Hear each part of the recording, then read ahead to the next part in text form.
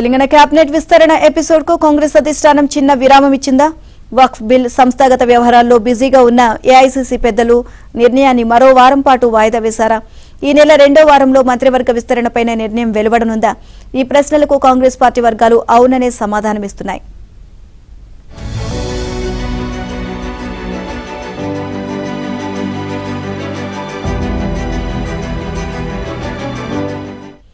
వాస్తవానికి మంత్రివర్గ విస్తరణపై గత నెల 24న ఢిల్లీలో అధిష్టానం పెద్దలతో CM Revanth Reddy, deputy CM Bhatti, TPCC chief Mahesh Goud, మంత్రి ఉత్తమ్ కుమార్ రెడ్డి తొలి దఫా చర్చలు ముగిశాయి.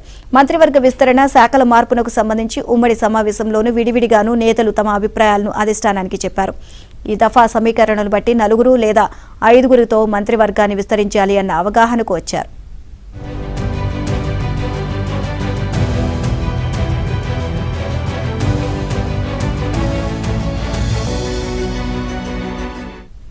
రెడ్డి, బీసీ, ఎస్సీ, మాలా, ముస్లిం మైనార్టీకి చెందిన పలువురు నేతలపై చర్చించారు. దీనిపై ముఖ్య నాయకుల అభిప్రాయాలను ఉమ్మడిగాను విడివిడిగాను అధిష్టానం తీసుకుంది. అయితే ఉగాది, ఏప్రిల్ 2 సాయంత్రం 3, 4 తేదీల్లో ఉదయం ప్రమాణ స్వీకారానికి మంచి ముహూర్తాలు ఉన్నాయని, ఈ లోపున నిర్ణయం తీసుకోవాలని అధిష్టానాన్ని తెలంగాణ కాంగ్రెస్ నాయకత్వం కోరింది. అయితే ఈ ముహూర్తాలపై అధిష్టానం ఇంతవరకు నిర్ణయం తీసుకోలేదు.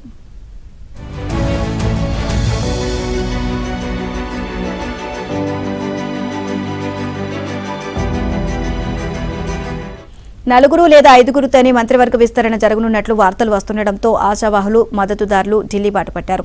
మాదిగ సామాజిక వర్గం, ఎస్టీ, లంబాడ ఎమ్మెల్యేలు తమకు కేబినెట్లో చోటు కల్పించాలి అంటున్నారు. ఢిల్లీకి వెళ్లి అధిష్టానం పెద్దలను కలిసి వినతి పత్రాలు ఇచ్చారు. ఇక ఉమ్మడి రంగారెడ్డి జిల్లా ఎమ్మెల్యేలు ఢిల్లీకి వెళ్లి పట్టు వదలకుండా ప్రయత్నాలు చేస్తున్నారు.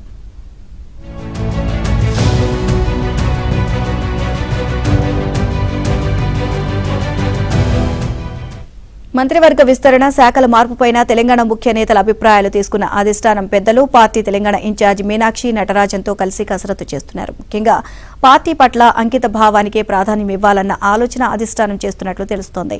అన్ని అంశాలపైన దృష్టి సారించి మంత్రివర్గ విస్తరణపై నిర్ణయం తీసుకునేందుకు సమయం పట్టవచ్చు అనే సూచనలు కనిపిస్తున్నాయి.